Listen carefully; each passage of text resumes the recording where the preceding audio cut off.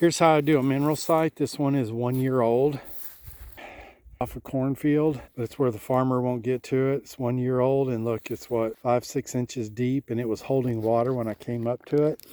I pour dicalcium phosphate on the ground, and then I put a salt block on top of that, and then I put a mineral block on top of that. And then that's my secret concoction right there, loaded with dicalcium phosphate, vanilla, and a couple other secret ingredients to get them to come to it and dig. But they want that salt down in the bottom. You know you have a good site when it's holding water because they've pawed the ground to the point they've compressed it, and it hasn't rained in days, and it's I literally just pushed it down, but to keep them from moving it, I piled some dirt around the outside of it there. Come this fall, this will be dug out twice as big.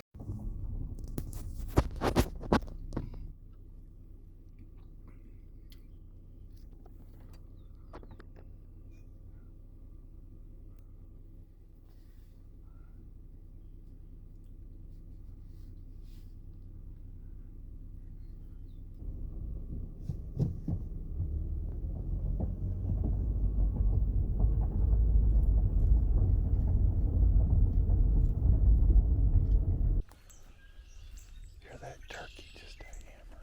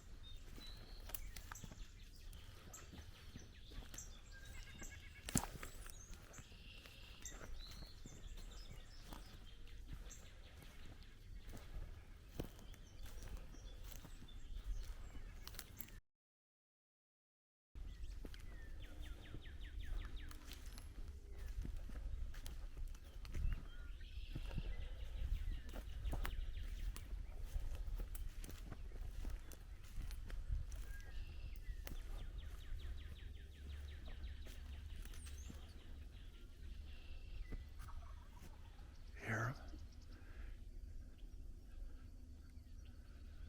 I don't think he's flown down yet.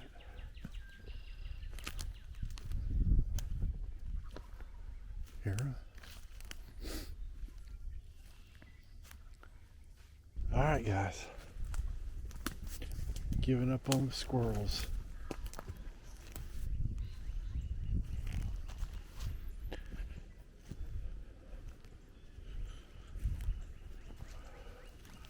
We're going shed hunting.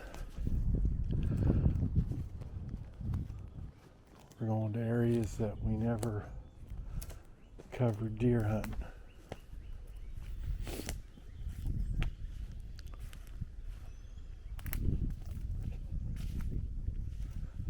Mainly because we didn't want to spook them out.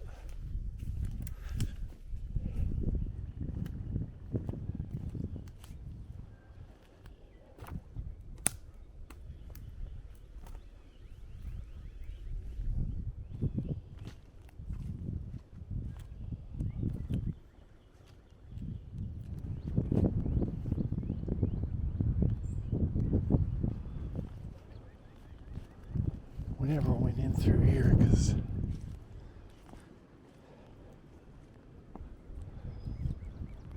wow. See, this is a known bedding area right here.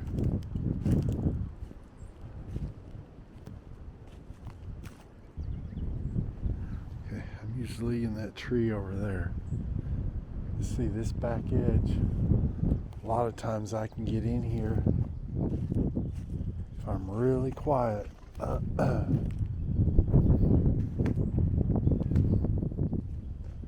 And not spook them out.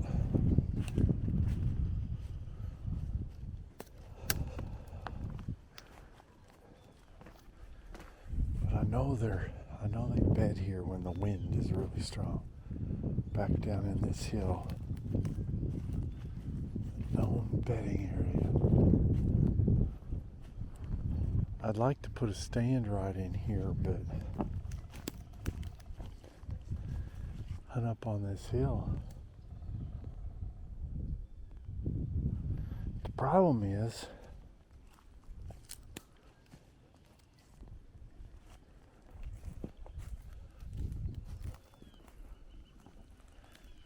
it's a perfect place. Problem is, I'm afraid my scent is going to come down in this valley and hang in this valley.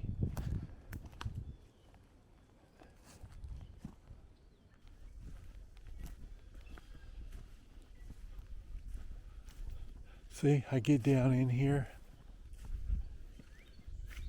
and there's no wind. I had a trail camera on this tree for a year.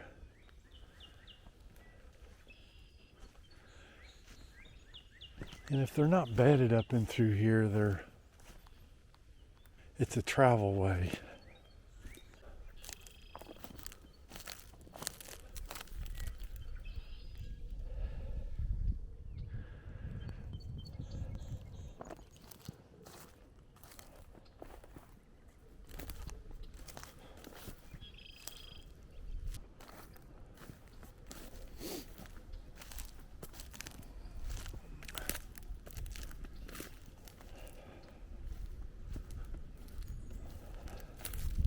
I don't know how many dead deer I'm finding.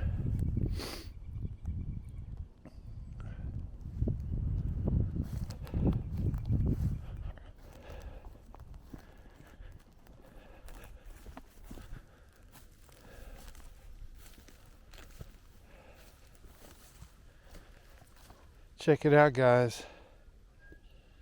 Hot air balloon remnants. It's so common to find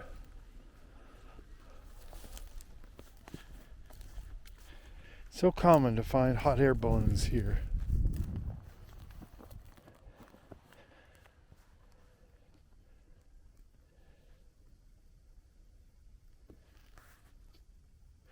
This is sad.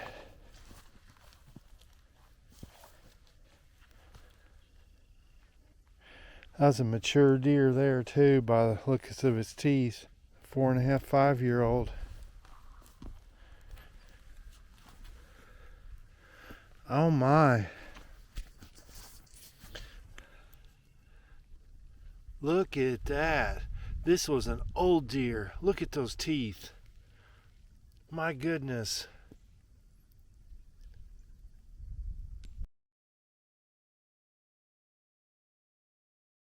That is a 6-year-old deer. Wow. Old deer. My goodness. Huh. What else we can find around here? That's probably one of the oldest jaws I've ever looked at. They usually don't make it that old.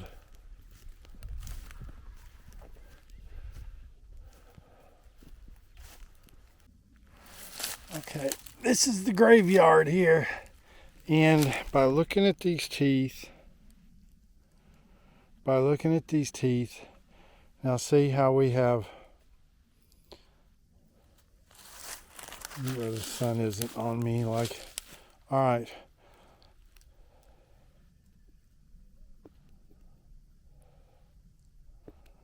right, we got 1, 2, 3, 4, and the 5th and 6th have not erupted yet. See that?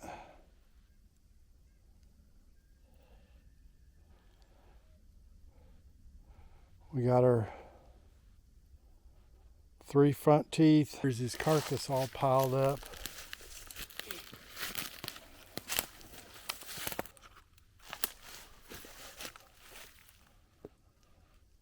I'll see how long it lasts there. I still have not found a shed today.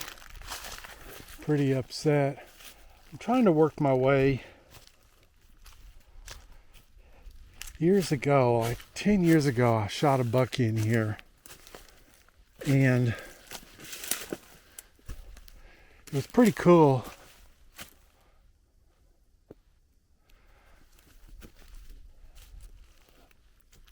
I was coming in over there, right back in there. I was late. It was the time change. And a buck stood up right over here somewhere. And he just stood there and looked at me. We stared at each other for about 10 minutes, and then he left. Well, the next morning, I was sitting there, and I was getting discouraged because about 10 o'clock, 9:30 or so, I saw him way over there on the fence line, and I saw him come out of the woods way on the other side of this hill, and he went over on the neighbors. And I was about ready to get up, and out of the left corner of my eye, across the cornfield up there, here he comes. And I don't dare move, and he got within 10 feet of me. I mean, I couldn't move. I was wearing a ghillie suit sitting on the ground. Because as you can see, I mean, I'd be skylined if I'd be in one of the trees right there, but just sitting on the ground, cut me a little hide out in the weeds. And he came about 10 yards, I don't know, 10 feet, I don't know, right in front of me. And as soon as he passed me, he stopped and bolted back out into the field. And then he stopped and turned broadside and looked back. He never saw me, he smelled me. And he ran out there, stopped, turned back and looked, and I let the arrow go. And he turned and walked maybe 50 yards and just fell over. Well, I went back and got help to butcher him, and I drug him to some shade up here, and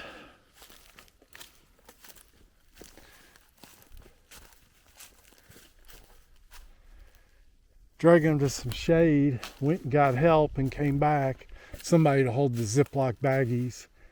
And I butchered him right there on the ground. And anyways, I drug his body down into like a cave.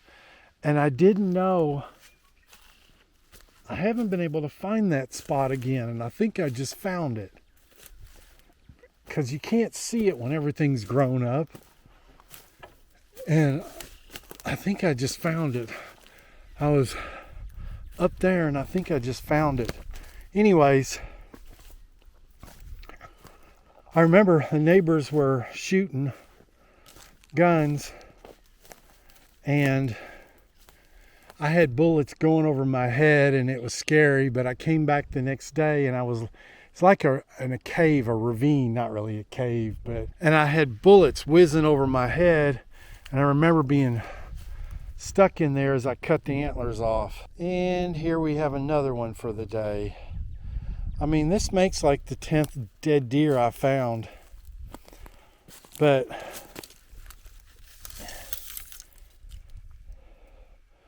well, ain't that just interesting?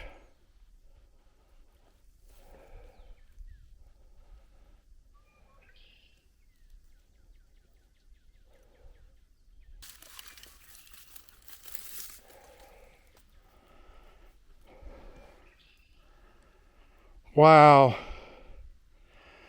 Look at that deer.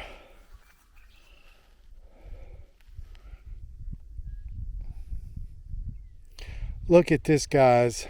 All 6 teeth. Look how worn down. Look how worn down that is. Unbelievable. I'm guessing this deer died of old age.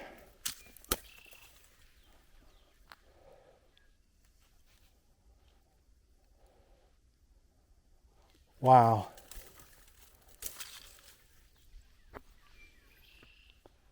Well, guys, I'm gonna have to quit shed hunting and get back to doing some habitat management, because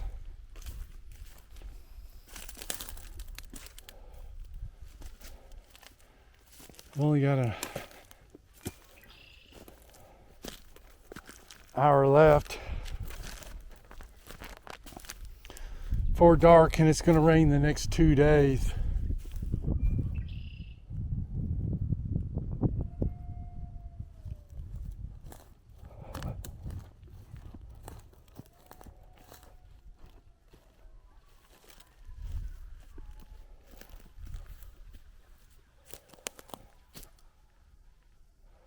Look at this mushroom. Look at that.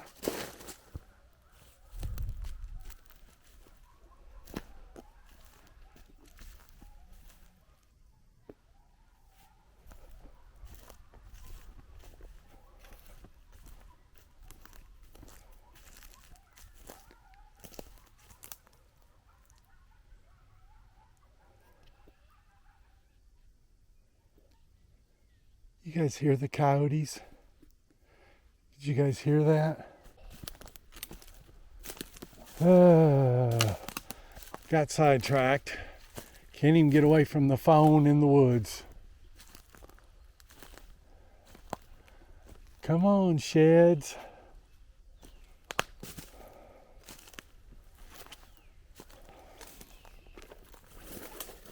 Here's how I set up a mineral site in the woods on an old stump. Okay. Now here I'm doing a little bit different because I'm trying to hide it, because you can see these white blocks from forever and I got nosy neighbors. But I've been real impressed with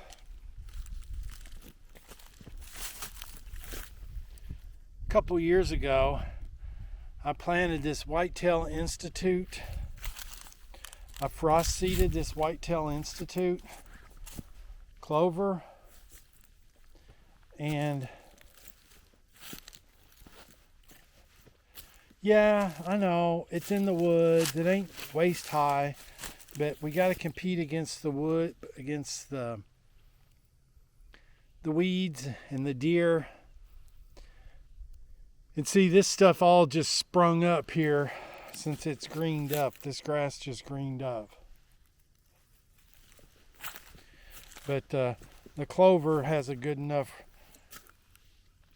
root source now that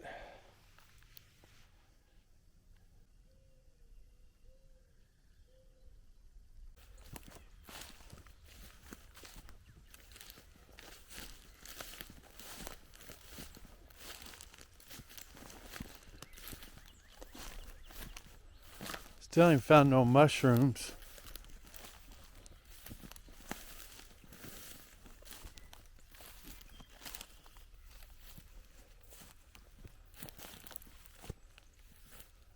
Oh, that's a little deer.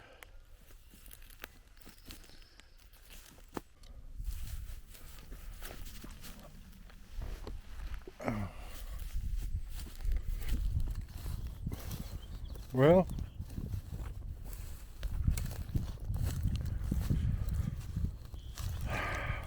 wonder what's living in there.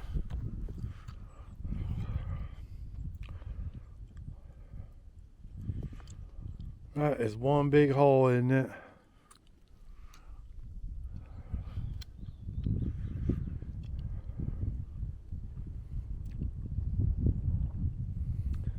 Wish I had time to put a conibear right there. Branches.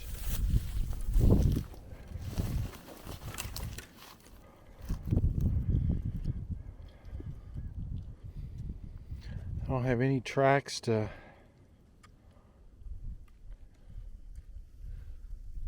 figure it out.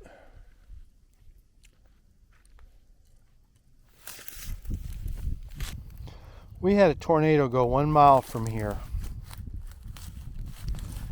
and finding these all over the place, I was thinking we had trespassers, and come to find out, I think it came in with the tornado.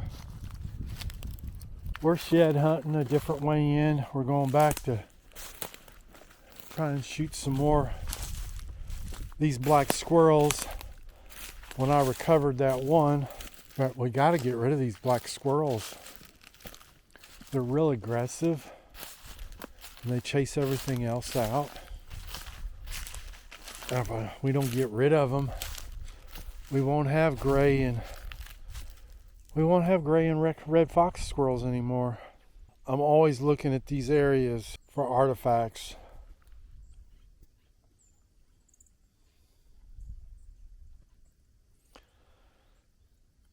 Hundreds of artifacts were pulled off this property, but they couldn't have got them all. And now they no-till and don't plow anymore. Well, there's another deer carcass down there. Alright, I've come around to the end of this point, and I've always thought this is a good place to hunt. But it's one of those spots you can't get into. So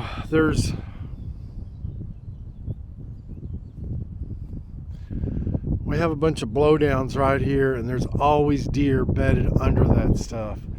And 2 years ago, I think it was, I left a trail camera right in there somewhere. And it was interesting, there's always a deer bedded down in there. See, it gives them a lot of security.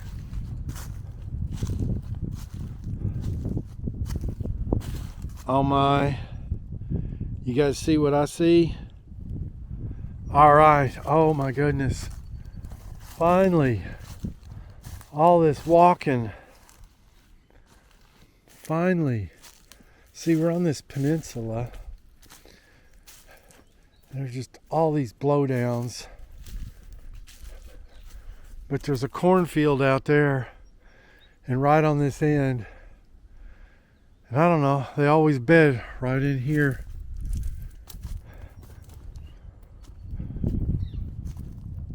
I mean, it's just beds everywhere. All right, let's go look at it. Finally, a 10-pointer.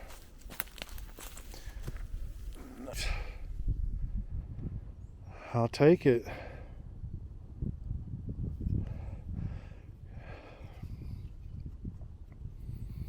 Hasn't been chewed on at all. Cool.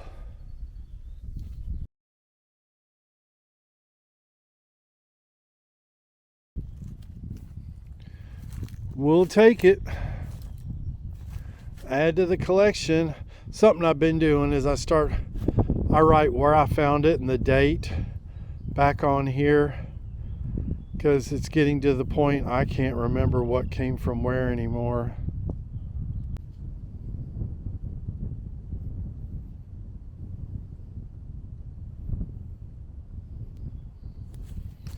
All right.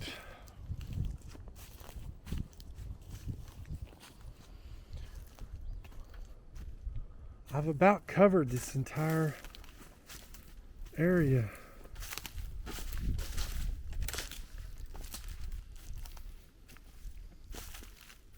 But see, all these blowdowns. Another way, you know, where you in a bedding area is when you start seeing all this hair on the ground. Anytime you think it's a deer bed, get down and look, and there'll be guard hairs on the ground. But see, the wind is howling out there in the cornfield on the way in. It's 60 degrees and I was cold. It's probably 30-mile-an-hour wind. Right here, there's nothing. It's weird because the wind's coming out of the east. It's supposed to rain in a couple hours. It was supposed to rain all day when I planned this trip. They said it was going to rain all day, and I'm going to have to go to the feed store in the morning. They're not open today because it's a holiday. I'm going to have to got to go home tomorrow, but I'm going to have to run to the feed store and come out in the pouring down rain tomorrow and try and get my seed down. I guess I'm going to go back with clover. I don't want any kind of annuals. I want something that's going to be down for years and years and years. So all this stuff that when you see these, I don't know, they get a sense of security, I guess. I don't know.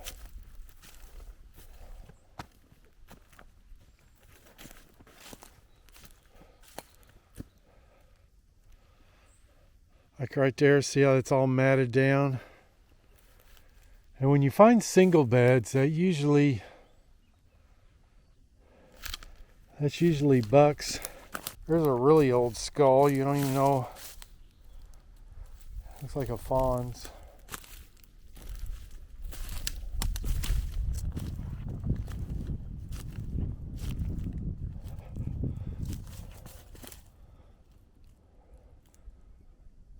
But you know, it was a month ago they had 2 foot of snow here. That's why it's so cool this time of year, because everything's matted down from the weight of all the snow. I'm having a heck of a time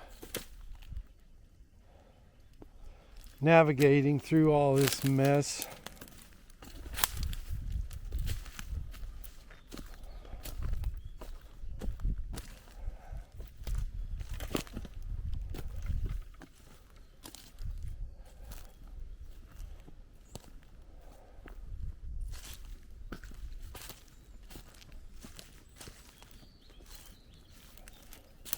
Okay guys, what's your advice? Leave it in the, what's your opinion? Leave it in the comments section. I always find hot air balloons in deer bedding areas. Okay? We have all this high grass until the snow hit. This would normally be above my head till the snow hit. And I always find hot air balloons, almost always right in here.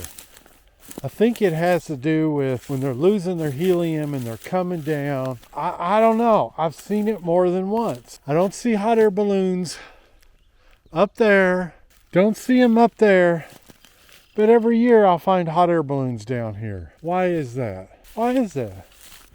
I think when at night and everything, the thermals are dropping.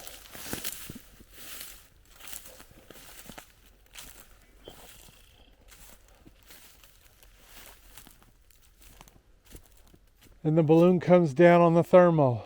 I don't know. See, we're down in this valley.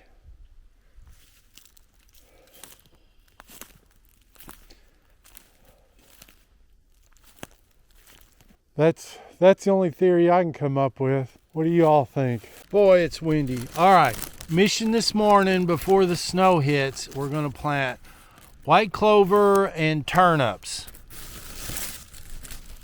I've had good luck just throwing this on the ground. I would show you outside, but this we got. Okay, here's our location. So I cleaned this brush pile out 2 days ago, and I piled a bunch of it up there, making a wall, making a barrier to block them off, because I couldn't shoot that deer last year because it was in too much brush, because it cut through that way. This year, if he comes down through there, which I never got to harvest him, he's going to have to come down right through there. If you remember my video, he was up on top of the hill there, and I called him in, and he came in, but he cut up through there, and then he went around, and he was behind me, and I gave him 10-15 minutes, and I grunted him, and then grunted him again, and he came and he was standing right there. But I did not have a clear shooting lane. I just didn't take the shot, which I regret now, but he was standing right there. Well, now with that blocked off, I think it's going to force him maybe to come through here.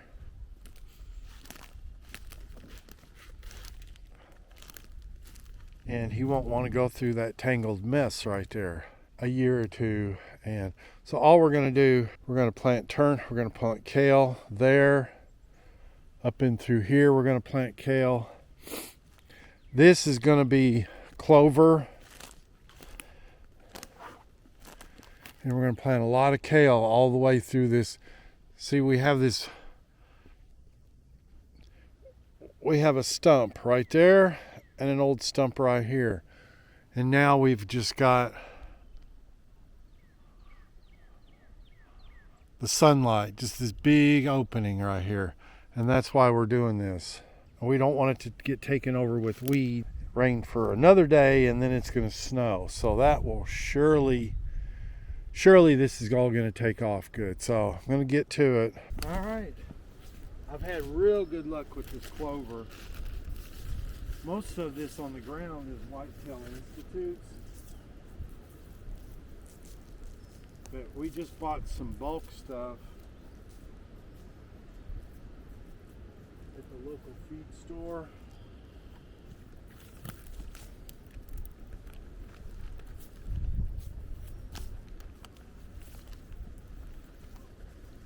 that if you frost seed at this time of year, some of this clover is 2 and 3 years old.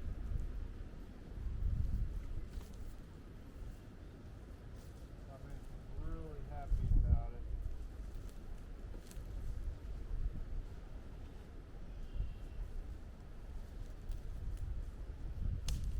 But you want to use stuff that's got these really small seeds. When the ground freezes in a couple days,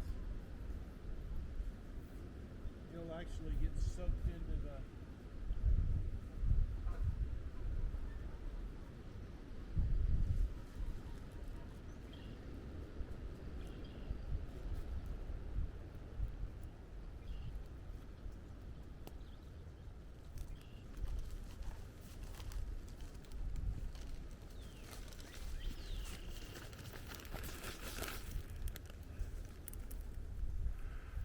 I don't know if it'll show up, but it's I mean, it's about the size of salt grains, which I think is pretty cool.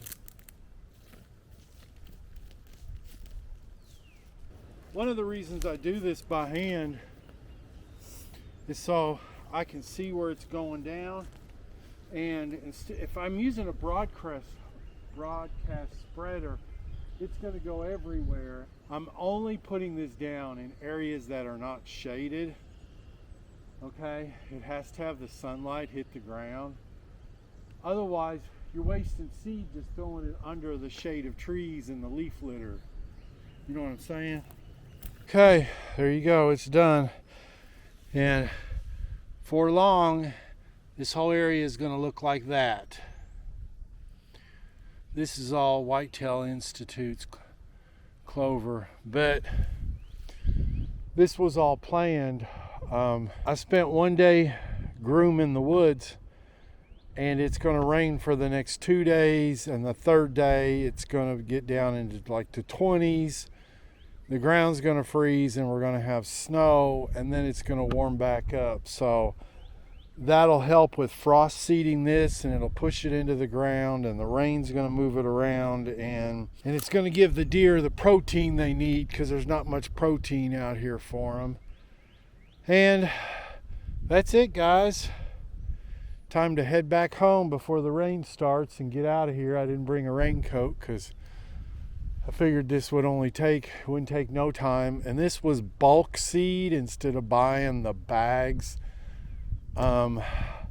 This whole area I think cost me $12 with turnips and seeds, buying it by the pound. So I'm just tickled where if I'd have bought a bag of Whitetail Institute, what is that stuff? $38 a bag now? There you go. I'll see you guys on the way home.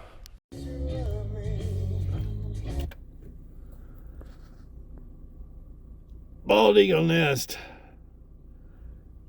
There it's sitting out on the edge. And we were trying to get closer, and it's got little ones in there watching them feed.